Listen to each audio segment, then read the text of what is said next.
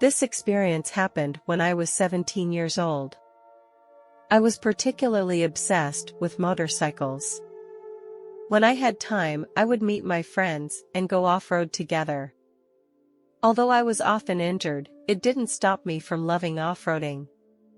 One weekend, my friend asked me to go off-road with him. It had been raining for a few days, and the roads had become very muddy. I rode my motorcycle up the off-road track and headed towards a jump. I had been on this jump hundreds of times before. That day I decided to complete a jump farther than I had ever done before. As I approached the jump, I sprinted as fast as I could. A voice told me that I had to slow down. I ignored the voice and sped up. This was not the first time I had heard this voice. This voice was special to me. I was often abused by my stepmother when I was a child. Whenever I was beaten, there was always a voice comforting me. When I was in trouble, I would also hear this voice. Don't get me wrong, I'm not looking for sympathy here. This voice not only comforted me, but also warned me of impending danger. I ignored that voice. I accelerated into a sprint as I approached the jump. I suddenly felt my tires skid and I lost control of the bike. I couldn't get control of the bike before I hit the ground. I hit my head on the ground and lost consciousness. I wasn't wearing a helmet because I was confident in my skills. Now, it seems how stupid I was. My friends saw me fall and they called the emergency services. They gathered around me and watched me, and they feared I was dead. They couldn't see me move or breathe at all. Suddenly, they saw me take a deep breath and slowly open my eyes. They told me later that the whole process took about 3 minutes. I remember the moment my head fell to the ground and everything in front of me went black. Then I opened my eyes and stood up. To my shock, I saw myself lying on the ground. Then I heard that familiar voice that kept saying behind me, "Come on. We have to go." I turned around. I saw the one who had made the voice. I think it would be more appropriate to describe it as an angel. This angel looked like a 10-year-old boy, and I asked him, "Where are we going?" He said in an anxious tone, "Come on, we have to go now. The devil in the darkness is coming." Then he pointed to the distance. There was a dark spirit coming toward me, and he wanted to take me away. I had a feeling that he was sent by Satan to try to capture my soul. There was a dark cloud around him, and he was wearing a black robe, and I could not see his eyes. He represented pain and suffering. I looked at the angel floating above me, and he held out his hand for me to grasp him. The angel wore a white coat and a golden crown on his head. He began to fly upward. I looked down and saw my friend. I also saw the demon that was around my body. He looked very angry. As the angel and I flew upward, I saw the earth getting smaller and smaller. Then we went into outer space, faster and faster, until the earth disappeared. We passed so many planets, going so fast, it was like a blur. I tried to look up to see where we were traveling. It was very difficult because we were going so fast. Finally, we got there through an obstacle. It was a very dreamy place, and I felt so wonderful here. There was no heat or cold, no pain or discomfort, no hunger or thirst, no craving for anything. I had a feeling of being loved, and this place was the most perfect place you could imagine. I believe this place is heaven. The angel said, "I have to go now. There are others waiting for him." I thanked the angel for everything he had done for me. I saw 2 people to my left. They were standing on a podium. There was a book on the podium, and it was very thick. One of them looked at me and asked, why are you here?" I looked up at him. In a trembling voice I asked, "Are you saying I should go down there?" I felt that they were implying to me that hell was where I should go. They both laughed and explained to me, "Now your time has not yet come." I felt very puzzled. Then they opened the book. I saw names written all over the top of the book, and they said, "Here is the list for today, and your name is not here." Then he turned the book back many pages and said, "This is your time," and they pointed to my name. I told them, "I want to stay." They replied, "You have to go back. You are part of God's plan." I asked, "Why do I have to go back, and how will you send me back?"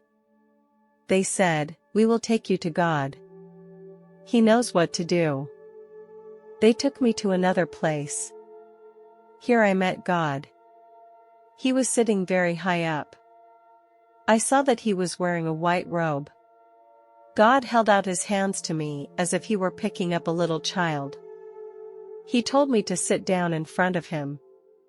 His hands were very strong, yet they were the warmest hands. I slowly looked up at him. He was very tall.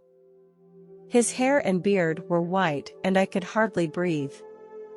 God put his hand on my head. He could see everything about me. He could see the good and bad things I had done, and he could experience what I was really feeling at that moment. He said, "Yes, you are good."